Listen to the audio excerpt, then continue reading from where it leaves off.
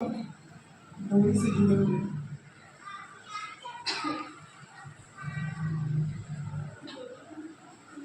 सब जितना ट्यूशन करते तो हम लोग से एकदम आगे नहीं करते।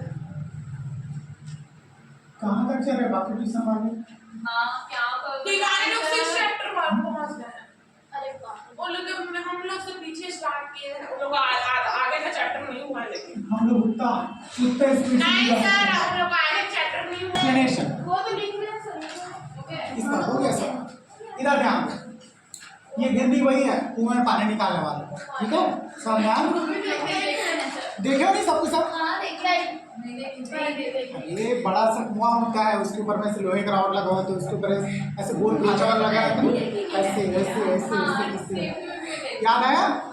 अरे मूवीज में देखे होंगे, सीरियल में देखे होंगे, कुएं में कूदना रहता है तो गिरने में से पानी खींचते अरे पुराने जमाने का काफी लगेगा। चलो इधर ध्यान दे, ये वही गिरनी है, आप ध्यान देना। ये जो डोरी दिख रही है, ठीक है, ये सिंगल डोरी है सर मैम। ये डोरी ऐसे घूमती किधर की होगा? ऐसे घूमती। इसमें वो एरो नहीं है, टेंशन है, बताऊंगा, ठीक है? आप ध्यान देना। यहाँ पे क्या है, मैं मान के चलो एक M1 द्रव्यमान की तरह वस्तु लटकी है, एक M2 द्रव्यमान की तरह वस्तु लटकी है, ठीक है? लेकिन M2 का द्रव्यमान, M2 का द्रव्यमान क्या है? ज्यादा है। किससे ज्यादा है? M1 से, ठीक है? तो इस वजह से क्या हो गया, जिसका द्रव्यमान ज्यादा है उधर रस्सी ज्यादा खिंच गया है और जिसका द्रव्यमान कम है उधर कम हो गया, ठीक है? तो M2 का द्रव्यमान ज्यादा है किसकी अपेक्षा? M1 की अपेक्षा, ठीक है? अब मेरे को बताओ, अब यहाँ पर ध्यान देना, आप देखो अब क्या हो गया, रस्सी खींच रहा है ना, ये इधर खींच रहा है ना, ठीक है? M2 द्रव्यमान की ओर वस्तु नीचे की ओर जा रही है, तो रस्सी में टेंशन हो जाना, रस्सी क्या होगी? थक जाएगी। मतलब ये वाली वस्तु इस वाली वस्तु को खींचने का प्रयास करेगी, तो रस्सी में क्या होगा? टेंशन उत्पन्न होगा। लेकिन क्या ये वस्तु डायरेक्ट उधर जाने का प्रयास करेगी? क्या नहीं, ये रजिस्ट करेगी, विरोध करेगी। क्यों? क्योंकि इसके पास भी क्या है? फोर्स है, वेट है अपने, ठीक है? तो क्या करेगी, ये वस्तु नीचे की ओर आने का प्रयास करेगी, इसके पास यहाँ पर प्रतिक्रिया बल मौजूद होगा, ठीक है? तो ये नीचे की ओर आएगी, क्या हो जाएगा? M1 जी, ठीक है? होता है कि नहीं होता है? मास इनटू ग्रेविटी, इसी को बोलते हैं आप लोग W। याद आ रहा है नहीं आ रहा है? बॉडी वेट को W से दर्शाते हैं, मास इनटू ग्रेविटी। एम क्या होता है? द्रव्यमान, उसमें अगर G को मल्टीप्लाई कर देते हैं जिसे बोलते हैं बेटा वेट। वेट मतलब भार, ठीक है? ये वस्तु का भार कहलाता है। ये सिर्फ द्रव्यमान है M1, टोटल क्या कहलाता है इस वस्तु का? भार। अब ध्यान दें, अब क्या हो गया, वस्तु का भार हमेशा नीचे की ओर लगता है, तो वस्तु का भार किधर लग रहा है? नीचे की ओर। तो इसको, इसके फोर्स को रजिस्ट करने के लिए क्या लगेगा? ऊपर रिजल्टेंट लगेगा या प्रतिक्रिया बोलते हो, इसी को हम लोग यहाँ पर T से दर्शाते हैं, इसको बोलते हैं टेंशन, रस्सी में उत्पन्न टेंशन, ठीक है? तो ये क्या होगा, टेंशन को हम लोग T से दर्शा रहे हैं। सेम चीजें यहाँ पर होंगी, ये वाली वस्तु भी क्या करेगी? नीचे की ओर जाने का प्रयास करेगी, करेगी नहीं? लेकिन ये वाली वस्तु ऊपर भी जाने का प्रयास करते हैं, मतलब इसका भी कोई ना कोई द्रव्यमान है, तो ये भी अपने आप को रोकने का प्रयास करेगी, जिसकी वजह से क्या होगा, इस रस्सी में भी टेंशन आएगा। रस्सी तो एक ही है ना, तो इसमें भी टेंशन किधर लगेगा? ऊपर की ओर। अगर इसका द्रव्यमान नीचे की ओर जाना चाहता है तो प्रतिक्रिया बल किधर लगेगा? ऊपर की ओर। यहाँ पर भी T क्या है? इधर भी प्रतिक्रिया बल है, सेम T है दोनों जगह, क्योंकि रस्सी एक है तो दोनों में टेंशन क्या होगा? बराबर होगा, ठीक है? और दोनों का द्रव्यमान अलग अलग है, जिसका द्रव्यमान ज़्यादा उसका झुकाव कम ज़्यादा, और जिसका द्रव्यमान कम उसका झुकाव कम है, ठीक है? अब बात कर लेते हैं त्वरण के बारे में। ध्यान दीजिए, ये वाली बॉडी पर जाना है, ये वाली बॉडी ज़्यादा वजन है, ये वाली ज़्यादा है ना, तो ये वाली वस्तु क्या करेगी? ऊपर की ओर जाएगी ना। तो याद करो, लिफ्ट में क्या होता था, अगर लिफ्ट ऊपर की ओर जाता था तो एक्सीलरेशन त्वरण किधर लेते थे? ऊपर की ओर लेते कि नहीं लेते थे? ये बॉडी पूरी की पूरी ऊपर की ओर जा रही है, ठीक है? तो त्वरण भी ऊपर की ओर जाएगा। इसमें बॉडी किधर आ रही है? नीचे की ओर आ रही है, तो त्वरण भी क्या होगा बेटा? इसमें नीचे की ओर आएगा ना, ठीक है? तो बस उतना ही कॉन्सेप्ट है, इस वाले को बोलते हैं, बाकी सब चीजें वही है। तो यहाँ पर T क्या है? डोरी में उत्पन्न त्वरण, और A क्या है? वस्तु में उत्पन्न त्वरण, ठीक है? तो A क्या हो जाएगा? वस्तु आपको दिख रहा है, दोनों में उत्पन्न त्वरण को A से दर्शाते हैं। अब T क्या है? डोरी में उत्पन्न त्वरण, जिसको आप लोग अभी टेंशन बोल रहे हो, ठीक है? सेम चीज है। चलो अब बात कर लेते हैं,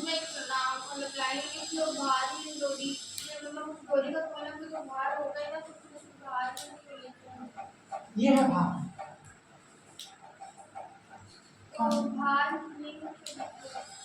डोरी को भार ही मान के चल रहे हैं, डोरी को भारी नहीं मानेंगे तो डोरी का भी वेट हमको कैलकुलेट करना पड़ेगा, ठीक है। अभी सिर्फ डोरी तो भारी नहीं होता उसमें। नहीं होता है, इसीलिए तो मान के चल रहे हैं, ठीक है। कुछ ना कुछ जंक्शन होता है यहाँ पर, इसको फ्रिक्शन ही भी मान के चल रहे हैं। पढ़ो ध्यान से क्या लिखा है।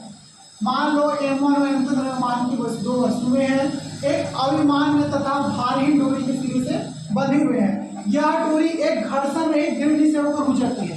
कभी पॉसिबल है कि कोई गिरनी घर्षण रहित हो?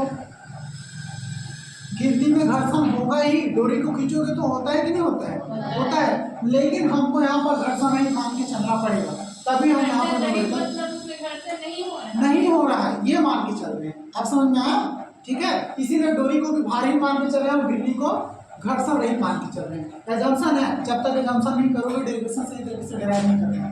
अगर उसमें घर्षण होगा तो यहाँ पर घर्षण का मान निकालना पड़ेगा, जिसको बोलते हैं म्यू। और अभी घर्षण पड़े हो क्या? नहीं पड़े हो, नहीं घर्षण, तो कहाँ से निकालोगे इसका मान?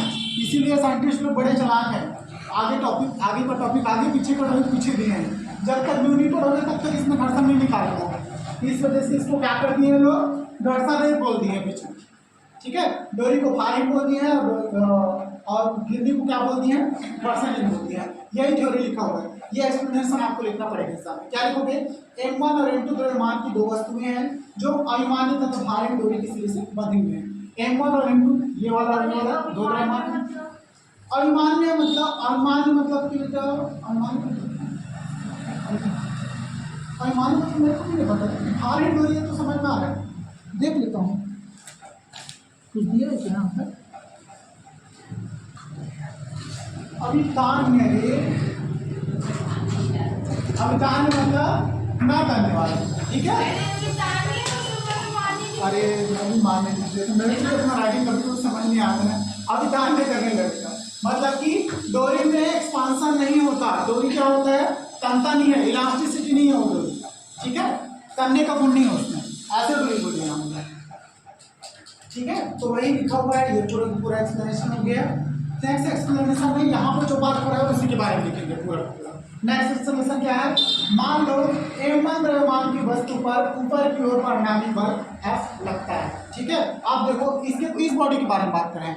M1 द्रव्यमान की वस्तु है, ये वस्तु किधर जा रही है, ऊपर की ओर। अब याद करो, लिफ्ट अगर A त्वरण से ऊपर की ओर जाती है तो किसको पॉजिटिव लेते थे, R को पॉजिटिव लेते थे, तो R की जगह क्या है, T है, और निगेटिव इसको लेते थे, इसको लेते थे, तो F इक्वल टू क्या हो जाएगा, T माइनस F1G। होगा कि नहीं होगा? यही रीजन है कि लिफ्ट पढ़ाया हूँ पहले में, नहीं तो इसको एक्सप्लेन करने में दिक्कत होता। आप समझ में आ रहे हैं कहाँ से आता है, तो F equal to T1 minus mg। अब F1 का मान क्या लिख सकता हूँ मैं, M1 लिख सकता हूँ, कोई दिक्कत तो नहीं है ना किसी को, ये समझ में आता होगा कहाँ से आया है। F इक्वल टू में होता है, पता है ना, M1 तो T माइनस M1G, ठीक है। इसको क्या मान दिया हम, समीकरण नंबर 1। सेकंड कंडीशन देखो, इसी प्रकार M2 द्रव्यमान की वस्तु पर नीचे की ओर परिणामी बल लगता है। आप ध्यान दो, दूसरी वस्तु क्या है, ये ऊपर की ओर जा रही है, ये वाली वस्तु अधिक द्रव्यमान की वजह से नीचे की ओर आ रही है, तो इस कंडीशन में परिणामी बल क्या होगा। अगर वस्तु नीचे की ओर आती थी तो किसको पॉजिटिव लेते हैं, इसको पॉजिटिव लेते थे और इसको निगेटिव लेते थे। याद आ रहा है नहीं आ रहा है, लिफ्ट है तो हमसे नीचे की ओर जाती थी तब, तो उस कंडीशन में यहाँ पर T को पहले लेते, आप किसको पहले लेंगे, M2G को पहले लेंगे माइनस T, ठीक है। यहाँ पर क्या हो जाएगा, F2 is equal to M2G minus T। F2 को मान रख दो, M2A is equal to M2G minus समीकरण नंबर। समझ में आया, सेम चीजें हैं, जैसा लिफ्ट में क्या हो वही चीजें।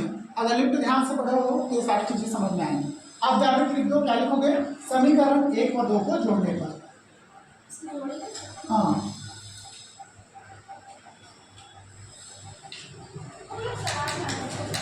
अभी नहीं आया प्रार्थना। चलो समीकरण 1 और 2 को जोड़ो, 1 को जोड़ो, M1A प्लस यहाँ पर क्या है M2A है ना, इस इधर वाले पद में देखो क्या है T माइनस M1G प्लस दूसरे में क्या है M2G माइनस T। चलो कुछ कट जाएगा, 3 से T कैंसिल हो जाएगा, और कुछ कट रहा है नहीं कटेगा, G से G कट जाएगा, इधर माइनस इधर प्लस है, कहाँ से कटेगा, तो प्लस माइनस तो कटते हैं, अरे वो तो है, लेकिन यहाँ पर M1 जी है बेटा, ये M2 पूरा जी है। कटेगा कटेगा तो ठीक है, अलग नहीं कटेगा तो पूरा कटेगा, नहीं तो नहीं कटेगा। चलो, तो यहाँ से देखो दोनों जगह से मैं A कॉमन निकाल लूँ क्या? निकल जाएगा यहाँ से A कॉमन। हाँ तो आंसर में क्या लिख सकता हूँ? M1 प्लस यहाँ पर क्या है, ये माइनस में है ना, मैं इसको आगे इसको पीछे कर देता हूँ। ठीक है, प्लस में इसको इधर देखो रजनी, बाद में समझ में आ गई, ये माइनस में है, मैं नहीं चाहता यहाँ पर माइनस में हो जाए, मैं इसको क्या करूँ, इसको पीछे करूँ, इसको आगे कर दूँ। ठीक है, प्लस माइनस में कर सकते हैं, इसको आगे कर दूँ मैं, क्या हो जाएगा, और यहाँ से जी भी कॉमन निकाल रहे हैं ना। ठीक है, इनको निकाल दो। जी को कॉमन निकालता हूँ और इसको आगे ला दूँ, ये क्या हो जाएगा M2 माइनस M। ठीक है, चलो अब यहाँ से A का मान निकालो। A का मान क्या हो जाएगा यहाँ, वही होगा क्या होगा, इधर M2 M1 और minus M plus M1 upon इधर M1 प्लस M2 इंटू जी। पक्षांतर करना समझ में आता है नहीं? देखो यहाँ पर इधर मल्टीप्लाई लेना है M1 प्लस M2, इधर हो जाएगा, किसमें हो गया बेटा, भाग में हो गया, बाकी तो वही तो वही है। ठीक है, जी आगे था, इसको क्या कर दिया यहाँ पर लिख दिया पीछे में, हो गया। तो इसको कितना हो गया, M2 minus M1 upon M1 plus M2 into g. चलो नेक्स्ट बेटा मल्टीप्लाई में है, प्लस में नहीं हो, एक एक टर्म नहीं ले जा रहे हैं, ये पूरा कंप्लीट है, एक के साथ गुना में है ना, इधर जाके क्या हो गया, भाग में, यहाँ पर एक के साथ गुना में था नहीं, एक एक नहीं है, ब्रैकेट क्यों लगाया हूँ, काटना ब्रैकेट का मीनिंग भी समझो। नहीं, सब में अलग अलग होता है, यहाँ पर अगर मल्टीप्लाई में है तो इधर जाके भाग में होता है बेटा, और इधर अगर प्लस में है तो उधर जाके माइनस में होता है। ठीक है, बेसिक थोड़ा सा पढ़ना पड़ता है तुम लोग को, लेकिन अब बेसिक कहाँ पढ़ा पाओगे, 11th क्लास से बेसिक पढ़ाएंगे तो सिलेबस का कंप्लीट होगा, 9th 10th में आना था तब पढ़ाते। अरे किसी न किसी पास तो गए होंगे ना, मैथ्स में बेसिक होता है बहुत सारा।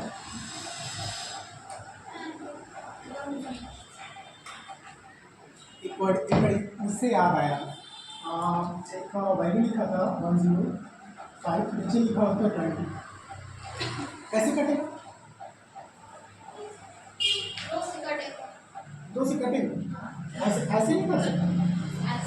हाँ नहीं कटेगा, हाँ बोल रही है, नहीं कटेगा। नाइन वाले बच्चे ऐसे काट रहे थे, इसलिए करना है, मैं बोला कौन पढ़ा रहे, मैं तो नहीं पढ़ा वैसे, हम तो ऐसे ही करते हैं करके पढ़ते हैं, तो जब वो ऐसे रहेगा ना 5 के बाद तब कटेगा, यहाँ पे 0 रहता है तो 0 पे काट सकते हैं, तो बोलते हैं सर यहाँ पे 0 कर सकते हैं, यहाँ पर भी कोई नहीं कर सकता, भैया ये फ्री नहीं है, 105 है, और ये क्या है 1050 है, लास्ट में 0 कर सकते हैं, यही है, ये भी एक बेसिक है, बच्चों को यहाँ पे दिक्कत होने लगी, हाँ ऐसे काट करना, ऐसे काट के बनाता था, मैं बोला आंसर, बोलते सर मैं भी वही काटूँ, आप भी वही काटूँ, तो आंसर क्यों अलग आ रहा है मेरे, मैं बोला जाके दिक्कत है, ऐसे काट के निकाला, ऐसे तो है हाल, क्या बोलते कल आप लड़ रहे थे सच में 9th वाले बच्चे, हाँ रे पढ़ते बताया था ना, वो पक्का लड़ रहा था, उसकी आवाज से लग रहा था। अरे उन लोग लड़ते ही हैं, उन लोग पूरा और तालियां ऐसा देखे नहीं ना होता तो क्या? सर आप लोगों को कुछ ज्यादा ही सिर पे चढ़ा कर दिया। अरे ऐसा कुछ नहीं, थोड़ा सा रहता है, क्या बोलते हैं? बच्चे हैं बच्चे स्कूल में सबसे आतंक मचाते हैं उन लोग, बोलते मेरे को प्रेरणा बता रही थी एकदम लड़ाकू इन लोग करते हैं, तो बच्चे टैगोर में नाम लिख देते हैं ना तो एकदम झगड़ा करते हैं, बोलते हैं सर मैं एक दिन तो मुंह पर बात से कह रहे थे, मैं बोला रिकॉर्डिंग करना बेटा, सर को कुछ इधर से नहीं सर नहीं भेजना सर, कहा थे इधर, सॉरी सर नहीं करेंगे सर आपसे कोई बात उन लोग स्कूल में भी वैसे आपको पेरेंट्स के पास ज़्यादा होता है तो मैं रिकॉर्डिंग ऑन कर देता हूँ। और कौन से सर को एकदम डरते हैं तब भी उसके क्लास में, हाँ देवेंद्र सर, हाँ देवेंद्र सर, तो आपका हवा बंद हो जाता है इन लोग का, कितना हल्ला क्या हो गया, चलो इसको मान लो समीकरण नंबर 3, नहीं अभी टेंशन निकालना है, ए का मान समीकरण 1 में रखना, चलो ए का मान समीकरण 1 में रखने पर, समीकरण 1 में रखने पर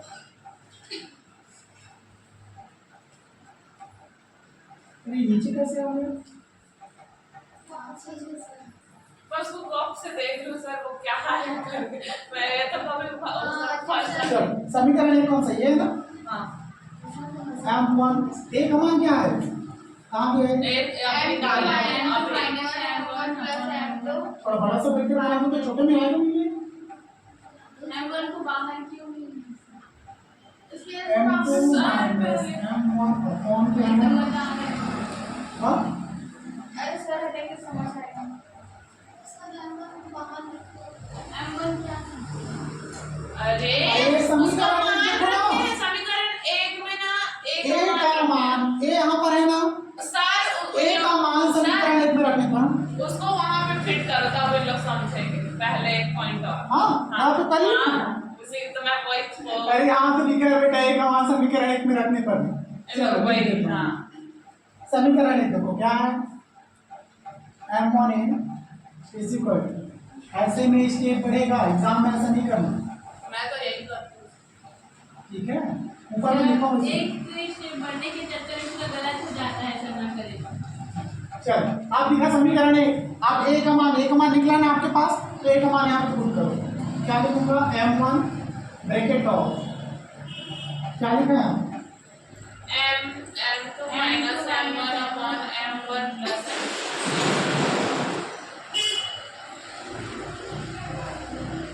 कितना बड़ा ब्रैकेट क्या है इसका बता देते हैं हाँ छोटे से ब्रैकेट में काम हो जाएगा इनटू जी भी है ना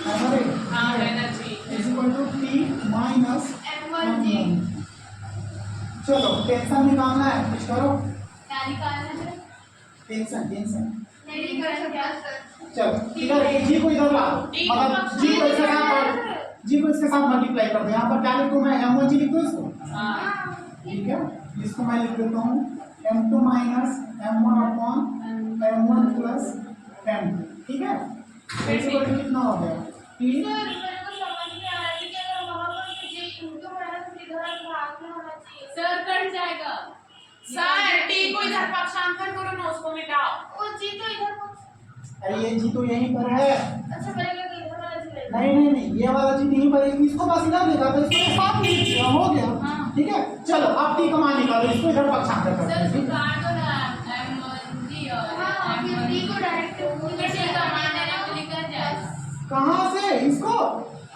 अरे इधर माइनस में इधर प्लस में होगा भाग नहीं है वो वो माइनस थोड़ी ना दे उधर तब कटता इधर माइनस में है ना इधर आके ये प्लस में होगा ऐसे नहीं काटता है बोले मैं इसको बेसिक हिला डुला के रख दिया तुम लोग पूरा टी अब टी इक्वल टू निकालो अगर मैं टी का मान निकालना चाहता हूँ तो इसको इस तरह ट्रांसफर कर देता हूँ करूँ ना इसको कैसे निकलेगा m1 G bracket of m2 minus m1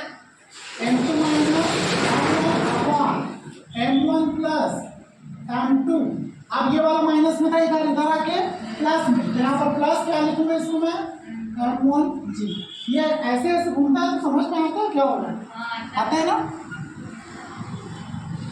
चलो आप मल्टीप्लाई आप कुछ होगा तो करो 2mg हाँ इसको यहाँ से मैं कॉमन निकाल लेता हूँ यहाँ पर m1 जी है यहाँ पे m1 जी है ना ठीक है यहाँ से कॉमन निकाल लूंगा यहाँ पे क्या बच जाएगा 1 बचेगा ना चलो इसको निकालो m1 जी को मैं कॉमन निकाल रहा हूँ यहाँ पे अंदर में क्या बच जाएगा m2 minus m1 upon m1 plus m2 और यहाँ पे प्लस 1 आया समझ में ठीक है आया ना पक्का चलो आप टी का मान निकाल लेंगे चलो m2 माइनस m1 इसका direct मल्टीप्लाई ऐसे आता है गुणा करना नहीं आता है आता है ना चलो इसको इधर मल्टीप्लाई करो क्या हो जाएगा m2 minus m1 plus m1 plus m2 divided by m1 plus m2 ठीक है चलो अब कुछ काट बेटा तो काटो तो ये देखो ये माइनस m1 है ये प्लस m1 है दोनों मिला के 0 हो गए ना ऊपर में क्या आएगा t is equal to m1g और ब्रैकेट ऑफ ये दोनों तो क्या फिर बोलोगे काट जैसे दिए माइनस होकर 0 हो जाएगा इस वजह से काट रहा हूँ ठीक है ध्यान में रखना तो नीचे ऊपर नीचे काटना मत काटो गया मतलब माइनस मेरे को मेहनत करवाना है डबल सर ऊपर नीचे काट दो ना m1 प्लस m2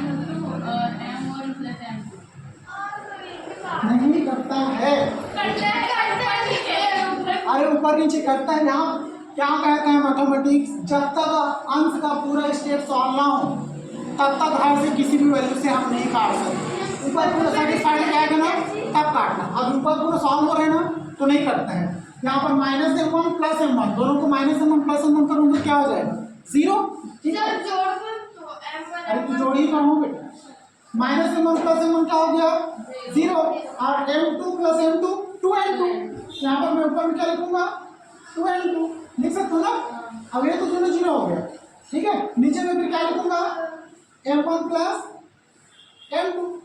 ठीक है, चलो अब इधर इसको इधर मल्टीप्लाई कर दो, t = इसको ऊपर के साथ मल्टीप्लाई कर दो, कितना हो जाएगा 2g कर देते हैं इसको। ठीक है, 2g कितना हो जाएगा m1 m2 लिख सकते हो ऐसा।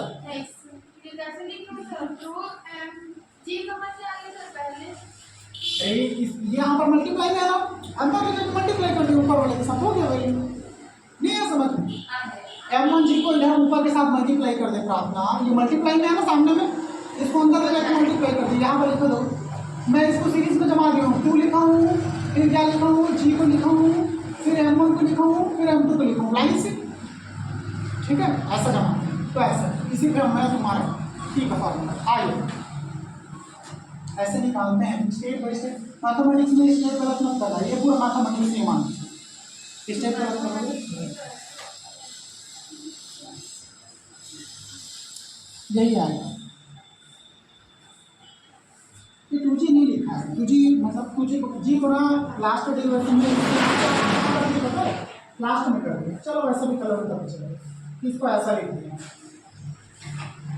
इसमें वो करता है। ठीक है, जी को यहाँ लिखेंगे ना, इसको यहाँ भी लिख सकते हो, मल्टीप्लाई में तो कहीं भी लिख क्या फर्क पड़ेगा। चलो ऐसा लिखोगे तब चलेगा। ठीक है, हमारा आ गया, हो गया शांति हवन हो गया कंप्लीट। चलो स्वाहा। नहीं सर, बल बोला क्या है, बल बोला क्या मतलब क्या हो गया F = m। आप जानते हो ना पहले से F = क्या होता है m। और बल क्या है, ये है बल है ना। हाँ आप समझ में आ गया। F = कितना हो जाएगा √, डायरेक्ट इसका क्या हो जाएगा 6 का स्क्वायर 8 का स्क्वायर 10 का स्क्वायर सब। ठीक है, -8 का स्क्वायर आप देखो मैं बता रहा हूँ। ठीक है, तो कह रही है सही करेंगे। ठीक है, यहाँ पे 6 का स्क्वायर होगा प्लस -8 का स्क्वायर प्लस 10 का स्क्वायर, ये पढ़े हो ना। प्लस आएगा लेकिन वहाँ पे लिखना भी जरूरी है। ठीक है, तो 6 का स्क्वायर कितना हो जाएगा 36, 8 का स्क्वायर 64, 10 का स्क्वायर 100। तो F का मान कितना हो जाएगा 36 + 64 100 तो लाइन में 200 √।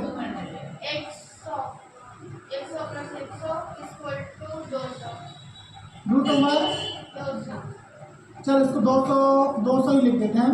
ठीक है, अब 200 को मैं ऐसा नहीं लिख सकता 2 × 100 लिख सकता ना, तो 2 × 100 इसलिए कर रहा हूँ क्योंकि 100 क्या है 10 का स्क्वायर है कि नहीं। तो इसको कैसे लिख दूंगा ना, 10 को बाहर निकाल देता हूँ लिख सकते हो ना। आता है समझ में, ऐसा नहीं आता है, आता है। ठीक है, फोर्स का मान निकल गया। चलो क्या निकालने के लिए बोला गया पिंड का द्रव्यमान m निकालना है। आपके पास क्या क्या है, त्वरण है और f है, मतलब त्वरण भी तो है, ये है ना त्वरण 1 मीटर प्रति सेकंड स्क्वायर। चलो निकल जाएगा m = कितना हो जाएगा F = m है, तो m = F/, चलो समझ में आ रहा है। यहाँ पे गिवन है, आप एक चीज गिवन है, क्या गिवन है a = 1 मीटर प्रति सेकंड का स्क्वायर। ठीक है, आप देखो F का मान ये पल्ले पड़ा नहीं पड़ा। यहाँ पे बेटा अगर कोई भी चीज सदिश में है ना, ठीक है, तो क्या होता है इसको इस फॉर्म में निकाल के पूरा हटाना पड़ता है। ठीक है, जब तक इसको पूरा रिजॉल्व नहीं करते आगे समझ में करते हैं। ठीक है, यहाँ पे सदिश में था, इसका सदिश का नियम पढ़ा हम दोनों तरफ स्क्वायर करने का ये होता था ना, उसके बाद इधर का स्क्वायर को उधर ले जाकर लगाए तो क्या हो जाएंगे रूट हो जाएगा। ठीक है, पूरा अंदर रिजॉल्व करना फिर ये वैल्यू आ जाएगा। ठीक है, F का मान आ गया आप क्या होता है, आपको F is equal to M पहले से पता है, यहाँ पर लिखोगे F is equal to M. आपके पास क्या क्या है, F का मान निकल गया, तो ये है A का भी मान है ऊपर में, तो M नहीं निकल जाएगा, पिंड का द्रव्यमान, पिंड का द्रव्यमान मतलब M, तो M निकल जाएगा। तो M को अगर मैं निकालना हूँ तो M इज इक्वल टू में क्या लिखूंगा, F अपॉन इधर A है मल्टीप्लाई में इधर आके डिवाइड हो जाएगा, होगा कि नहीं होगा? नहीं आ रहा समझ में? होगा। आ रहा है? मैं ज़्यादा स्पष्ट ना करूँ क्या? नहीं सर, आज गए sir M is equal to क्या हो जाएगा, F का मान कितना है, 10√2 अपॉन कितना है, 1 हो तो गया, आ तो गया, कितना ही आएगा, द्रव्यमान भी तो इतना ही आएगा, आएगा। हाँ सर, तो 1 मीटर सेकंड स्क्वायर होगा, किलोग्राम आएगा। किलोग्राम है, किलोग्राम आएगा सर। मैं देखो द्रव्यमान केजी में ही आएगा, वो नहीं देख रहा था ना, वो प्रार्थना क्या बोल रही है वही देख रहा हूँ। क्या बोलते हैं प्रार्थना? सर चेंज करेंगे सेकंड में, क्यों चेंज करेंगे, मीटर पर सेकंड स्क्वायर ऐसा यूनिट है, उसका यूनिट है, ऐसा है, ऐसा यूनिट नहीं नहीं बोलो। तो एक तक तो बस निकाल सकते हैं सर, वो भी तो नहीं बेटा, पिंड का जो द्रव्यमान बोला है, F क्या है, पिंड का, पिंड में लगाया गया बल है, तो ये निकालना पड़ेगा ना, M निकालना पड़ेगा, ऐसा होगा, आसान है। पहले क्या क्या है देखो, क्वेश्चन ध्यान से पढ़ो।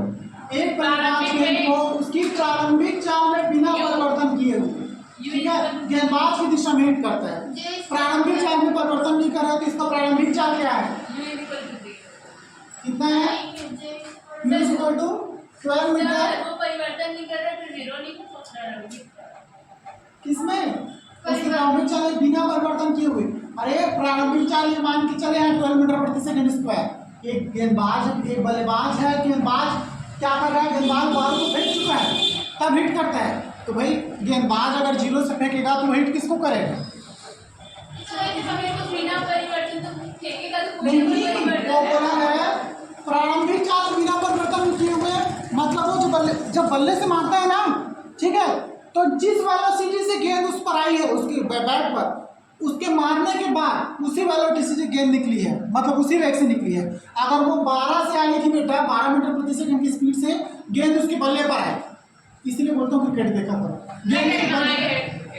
गेंद उसके बल्ले पर कितनी स्पीड से आई, 12 मीटर प्रति सेकंड की स्पीड से, तो उतनी स्पीड से उसको मारा, तो जो फाइनल वेलोसिटी भी क्या हो जाएगी, 12 मीटर प्रति सेकंड। तो जिस स्पीड से उसके बैट पर आई वो इनिशियल हो गया, और मारने के बाद गेंद कितनी तेजी से जा रही है वो क्या हो जाएगी, फाइनल। तो इनिशियल वेलोसिटी कितनी हो गई, 12 मीटर प्रति सेकंड, और फाइनल वेलोसिटी कितना हो जाएगा, सर वो द्रव्यमान क्यों, किसका द्रव्यमान है, गेंद का और बैट का किसका द्रव्यमान है, क्या ये द्रव्यमान क्यों ना हो, किसका द्रव्यमान, अब बता रहा हूँ ना, गेंद का है, गेंद का द्रव्यमान वो भी वैसे 12 मीटर पर, हाँ ह्यूमन में दोनों 12 मीटर पर, भी 12 मीटर पर, हाँ ये तो बता रहा हूँ, लेकिन किसमें होगा, माइनस में। अरे देखो नहीं समझ आ रहा है, एक गेंदबाज क्या करता है, गेंद को उस तरफ फेंकता है, ठीक है, गेंद को बल्लेबाज की तरफ फेंकता है, तो कितनी स्पीड से फेंका गेंद को, 12 मीटर प्रति सेकंड की स्पीड से, ठीक है।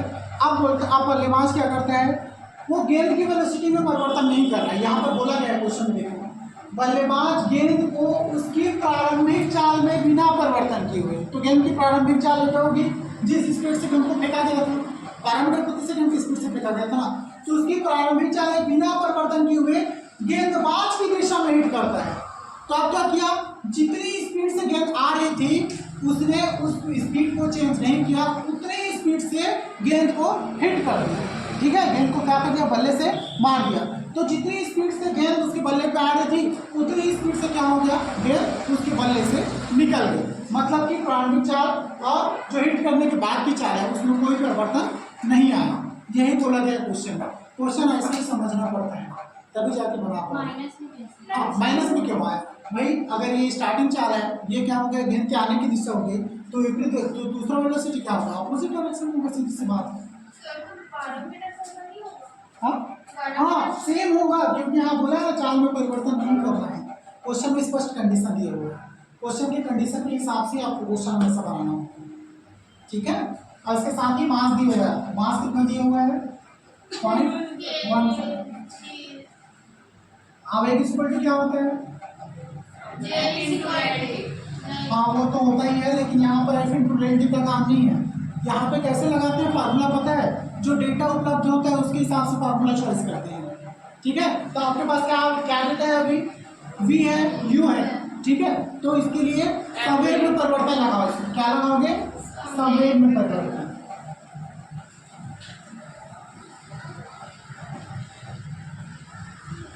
ठीक है, तो अगर आप आवेग इस पर लगाओगे ना, जे इस पर क्या होता है, एफ इंटू डेल टी। तो ना तो आपके पास एफ है क्वेश्चन में, ना ही डेल टी है, तो निकालोगे क्या। लेकिन यहाँ पर संवेग में परिवर्तन लगाओगे तो निकलेगा, क्या निकलेगा, आवेग है, संवेग में परिवर्तन क्या होता है, v। तो मेरे पास तो दो v है कि नहीं है, एक u है तो दूसरा v है या नहीं है ना। ठीक है, तो उसके हिसाब से लगाओ। यहाँ पे क्या दिया हुआ है, यहाँ पर जाएगा v माइनस सी, मतलब कि फाइनल माइनस इनिशियल। ठीक है, v क्या है, फाइनल है, और u क्या है, इनिशियल है। ऐसे ही करते थे जब वेग में परिवर्तन को हटा देते, final velocity minus initial velocity, तो क्या हो जाएगा, m का मान, m आपके पास है कितना है, 0.15, v क्या है, -12, और माइनस u क्या है, 12। ठीक है, v का मान देखो -12 रखो, और u का मान से क्या रखे हैं, 12। ये माइनस ऑलरेडी था, इसको दिखता है। ठीक है, चलो मल्टीप्लाई करो, 0.15 माइनस माइनस कितना होगा बेटे, -24 हो गया ना। चलो मल्टीप्लाई करो, मल्टीप्लाई करने आते हैं ना, इसमें नहीं आता है। चलो कोई बात नहीं, इसको मैं क्या कर देता हूँ, 15/100 कर देता हूँ। होता है नहीं, पॉइंट के बाद कितना डिजिट है, 2 डिजिट, 15/100 कर दे, इंटू कितना कर दे इसको, 24। माइनस को मैं यहाँ ला दे रहा हूँ, बाद में लगा दूँ। ठीक है, चलो अब मल्टीप्लाई कर लो, नहीं करोगे, 15 को मल्टीप्लाई 24 कैसे करोगे, बस 100 को बाद में फिर डिवाइड करोगे तो आ जाएगा, उसका टेंशन नहीं। 15 को मल्टीप्लाई 24। ठीक है, चलो करो, 5 24 नहीं, 15 का पहाड़ा करो सीधा, 15 चौके 60, 60 का 0 वहाँ से ले 6, 15 दूनी 30, 30 6 36, 360 डिवाइडेड बाय कितना हो गया, 100, -3 है यहाँ पर ऑलरेडी। चलो कितनी बार में जाएगा, 0 से 0 गया, कितनी बार में जाएगा, 10 दिया 30 पॉइंट, कितना आ गया, 6 बचा है, 6 डिवाइड होगा 10 से नहीं होगा, एक 0 ले लो, हाँ 0 ले लो, 10 6 7 3.6। क्या निकाल रहे थे, आवेग, आवेग को किससे दर्शाते हैं हम लोग, हाँ अरे काम नहीं, ऐसे ही मैं बताऊँ ना, मैं भी सही, न्यूटन सेकंड किससे दर्शाते हैं, न्यूटन सेकंड, माइनस में, हाँ अरे वो नहीं बेटा, ऐसा यूनिट बोल रहे हैं, अरे वो हाँ जे से अरे हाँ टाउ रॉकेट नोदन में कौन से स्टेप में हम लोग एफ के बारे में बात किए हैं, बल के बारे में, रॉकेट प्रणोद याद आया, अभी आज ही पढ़ाओ प्रणोद। हाँ F is equal to -u इसी पर क्या होता है, -u dm/dt होता है ना। चलो गिवन क्या है वो बताओ, गिवन जो प्रारंभिक वेग है वो है, एक रॉकेट प्रति सेकंड 50 ग्राम ईंधन जलाता है, कितना ग्राम ईंधन जल रहा है, 50 ग्राम। तो मेरे को dm/dt का मान दिया हुआ है, ईंधन क्या है, 50 ग्राम ईंधन है, और कितना जलता है प्रति सेकंड, तो सेकंड मतलब टाइम, ऊपर में dm क्या दिया है, वो द्रव्यमान है, तो इसको मैं dm कितना दिया है, 50 ग्राम दिया है ना। चलो और कुछ दिया है, गैस 5 × 10⁵ सेंटीमीटर प्रति सेकंड की चार्ज से उत्सर्जित होती है, गैस का वेलोसिटी दिया है, गैस के वेग को किससे दर्शाते हैं, u से, बता अब इसे गिवन लिखो। ठीक है, इसको क्या लिखेंगे, 5 × 10⁵ सेंटीमीटर प्रति सेकंड। चलो क्या ग्राम ऐसा यूनिट है क्या, द्रव्यमान का ऐसा यूनिट क्या है, वो क्या, अरे द्रव्यमान का ऐसा यूनिट किलोग्राम होता है ना, तो कितना होता है, 1 किलोग्राम इज इक्वल टू 1000 ग्राम। तो यहाँ पर कितना दिया, 50 ग्राम, किलोग्राम में कैसे करना होगा, ठीक है। नहीं रीजन वैसे अगर देखो, अगर यूनिट कन्वर्जन कैसे करते हैं बताते हैं। आपको बस इतना पता होना चाहिए 1 किलोग्राम में कितना होता है 1000 ग्राम, और 1 मीटर में कितना सेंटीमीटर, बस इतने याद रखो। बाकी कैसे बनाते हैं ये मैं बताऊं। इसको लगाना कैसे है, कभी कभी बच्चों को कंफ्यूज होता है लगाते कैसे। अगर आप ये छोटी यूनिट है ना, अगर छोटे यूनिट को आप बड़ा करना चाहते हो, मतलब ग्राम को क्या बनाना चाहते हैं किलोग्राम, तो याद रखना हमेशा इसको और छोटा कर देना। अगर छोटे को बड़ा करना हो तो क्या करोगे, और छोटा कर दो। तो अगर 1 किलोग्राम हो जाए कितना होता है 1000 ग्राम, तो इसको और छोटा करने के लिए क्या करोगे, 1000 से डिवाइड करना, हो गया छोटे। ठीक है। और बड़े को बड़ा करना हो तो क्या करना पड़ेगा, बड़े को छोटा करना हो तो उसे और बड़ा करो। बताओ 50 ग्राम है ना, इसको क्या बनाना है आपको किलोग्राम, मतलब छोटे यूनिट को क्या बनाना है बड़े में। तो ये छोटा है ना, छोटे को बड़ा करना चाहते हो आप, ठीक है, तो इसे और छोटा कर दो। तो और छोटा कर दो तो क्या कर दो, 1000 से डिवाइड कर दो, तो कितना हो जाएगा 50 बटे, ठीक है। चलो डिवाइड करो, कितना हो जाएगा 0 से 0 कट गया, ठीक है। अभी डिवाइड मत करो, इसको ऊपर ले जाके ऐसे लिखो 5 × 10⁻², लिख सकते हो किलो, हो गया ऐसे ही किलोग्राम। चलो सेंटीमीटर, सेंटीमीटर क्या है, छोटी यूनिट है, उसको किसमें कन्वर्ट करना है मीटर में। 1 मीटर इक्वल टू 100 सेंटीमीटर। तो सेंटीमीटर छोटी यूनिट है, अगर मैं उसको मीटर में कन्वर्ट करना चाहता हूँ, मतलब कि छोटे को बड़ा करना चाहता हूँ, तो छोटे को अगर बड़ा करना हो तो क्या करो, उसे और छोटा करो, ठीक है। तो इसे और छोटा करना है मतलब डिवाइड करोगे, अगर इसको और बड़ा करना हो तो क्या करते मल्टीप्लाई, अगर छोटे को और छोटा करना हो बताते हो सर छोटा बड़ा, ये मेरा खुद का रटा बिटाया कॉन्सेप्ट है। अगर तुम लोग ऐसे समझ में आते तो ऐसे ही कर सकते, मैं ऐसे ही करता हूँ, क्योंकि मुझे भी यहाँ पे कंफ्यूजन होता है। नहीं आता है ये क्वेश्चन ही कुछ सर अपन आपको बताओ कि ये बदलना कैसे है। इसको देख, ये किसमें है ग्राम में, ग्राम में है ना, इसको आप किलोग्राम में करना चाहते हो, ठीक है। तो क्या है ग्राम, क्या है 1 ग्राम इक्वल टू कितना होता है, मतलब 1 किलोग्राम इक्वल टू 1000 ग्राम होता है ना।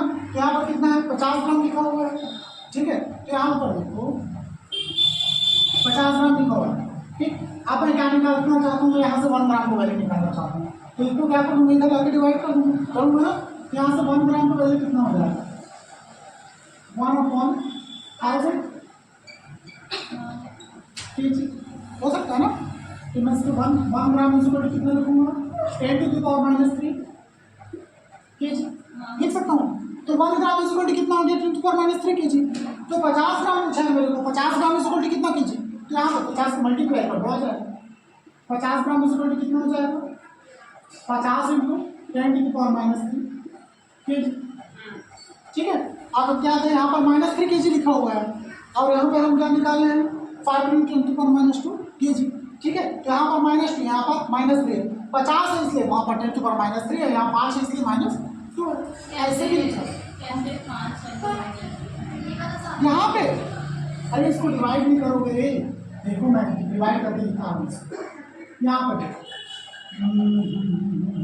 ऐसे 50 है 10⁻³ है, इसको नीचे लाके मैं क्या लिख सकता हूँ 2⁻² को 1000 लिख सकता हूँ, लिख सकता हूँ ना, ये kg में।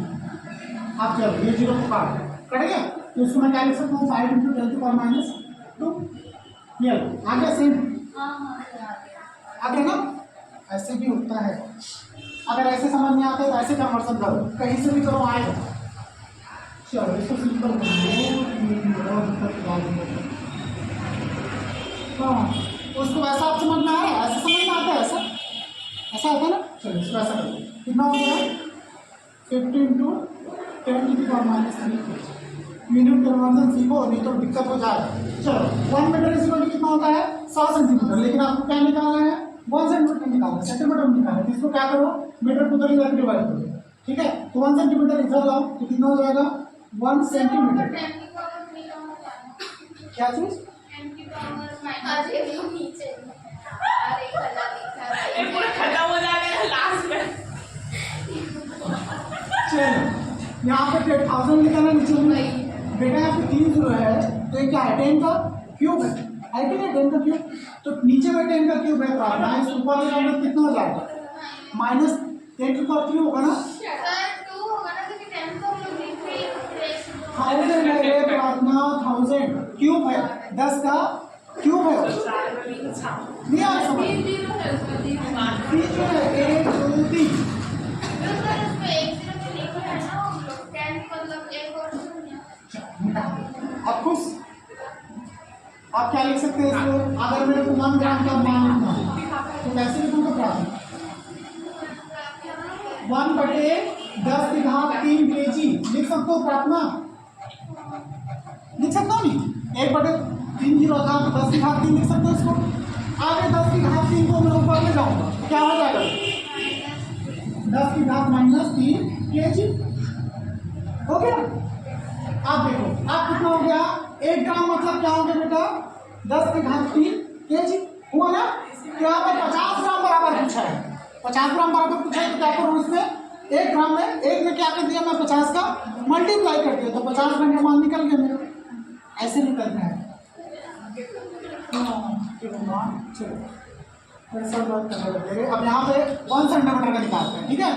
आप देखना इधर का 100 सेंटीमीटर है ना, 1 मीटर इज इक्वल कितना होता है? 100 सेंटीमीटर। तो 1 सेंटीमीटर का मेरे को मान निकालना हो तो मैं यहाँ पे 1 रखता हूँ और 100 को नीचे डिवाइड कर देता हूँ। कैसे कर देता हूँ? 1 इधर डिवाइड करो तो 100, ठीक है? तो ये किसमें हो गया? मीटर, ठीक है? मैकेनिकल हाँ ये -2 हो जाएगा। यहाँ पर कितना हो जाएगा? 1 centimetre is equal to 10⁻² metre, ठीक है? मीटर में हो गया ना। अब ध्यान देना 1 सेंटीमीटर और यहाँ पर कितना दिया आपको?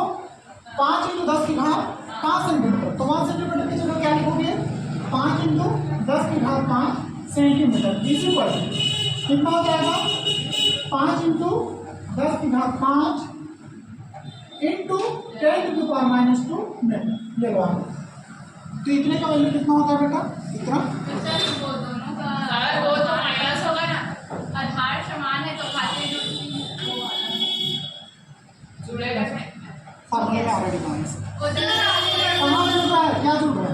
उधर 10 कोई समथिंग थे वो 5 -2 हाँ इसको करेंगे ना, इसको बताओ ऐसा होगा तो इसको करेंगे, ठीक है? यहाँ पर कितना हो जाएगा? ये यहाँ पर प्लस में रहा, यहाँ पर माइनस में, माइनस प्लस प्लस प्लस और माइनस होने के बाद वैल्यू प्लस में आएगा, ठीक है? कितना हो जाएगा? 5 × 10⁻³ अरे कितना हो जाएगा? मीटर, ठीक है? ये होता है वैल्यू। तो यहाँ पर क्या पुट करेंगे? ये पुट करेंगे। इसका वैल्यू कितना लिख सकता हूँ मैं यहाँ पर? 5 × 10⁻³ मीटर। अब पूरे तो पूरे ऐसे आएंगे है ना? ये kg में था और ये मीटर में। चलो पुट करो। सर ये ऐसे लिखो फिर ऐसे लिखो। चलो अब निकालो वैल्यू पुट करो। चलो u का वैल्यू पहले रखो। कितना हो गया? 5 × 10⁻³ ये माइनस में बेटा, सामने माइनस लिखा हुआ है ना इस वजह से। इंटू dm/dt कितना है? 10 मतलब 50 × 10⁻³ चलो 10⁻³ 10⁻³ ये दोनों तो सर उसका यूनिट नहीं है। यूनिट हाँ यूनिट पास हम लिखेंगे बेटा, फोर्स की यूनिट ये दोनों तो कट गए, 250 है सर, ठीक है? कितना आ गया? 250 माइनस ये किसमें आएगा? न्यूटन। बस न्यूटन आएगा, फोर्स की बात लगाया गया बल बोला ना, न्यूटन में आएगा। -250 माइनस इसलिए है क्योंकि क्या बोला गया है? रॉकेट कितना बल लगाता है बोला गया ना? गैस द्वारा लगाया बल। किसके द्वारा लगाया गया बल? गैस के द्वारा। तो गैस क्या होता है? रॉकेट ऐसे ऊपर जाता है तो गैस इधर से निकलती है ना, इधर वेलोसिटी यू होता था तो गैस की वेलोसिटी को माइनस में लेते थे ना, तो गैस नीचे से लगा रहे, इस वजह से इसका आंसर किसमें आ रहा बेटा? माइनस में। तो गैस नीचे से बल ऊपर की तरफ लगाती है तब जाके रॉकेट फूल करके ऊपर जाती है। खत्म हो गया। सर इसको मिटाना है इसको लिखोगे? हाँ इसमें ऐसा कुछ मैं है? लिखूंगी। ये ऐसे करो कैसे करके ऐसे? अरे ऐसे ऐसे नहीं गया है, ये अलग चीज है। ये अलग चीज है। आंसर सिर्फ इतना ही है। इतना ही है ना, इसी से समझाने के लिए। हाँ